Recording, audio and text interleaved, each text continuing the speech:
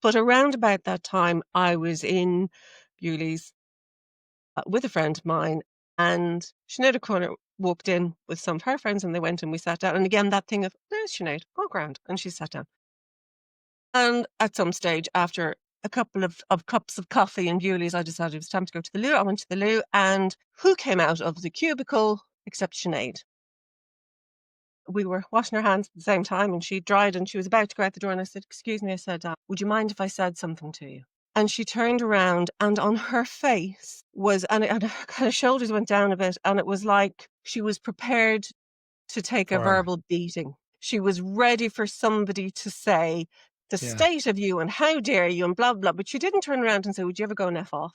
Yeah. She turned around to face me, and I just looked at her and I said, you're having a really hard time at the moment. I said, people are being very unkind, and they're taking again you because you've spoken the truth. And I said, I don't think that's fair. I said, I think you deserve to be treated better, and whatever else I said.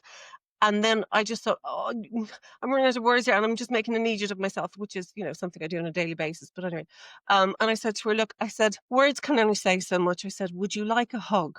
So I gave her a hug. I love hugs. So I gave Sinead a hug. And she stepped back and she said, thank you so much. She said, that was lovely. It's been so long since somebody hugged me.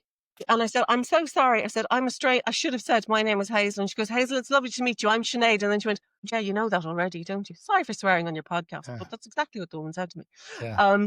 And then we were chatting for a bit, and I said, look, you're so strong, but you shouldn't have to be. And then she looked at me and she almost sheepishly, and she said, do you know, that hug was lovely. Could I have another one?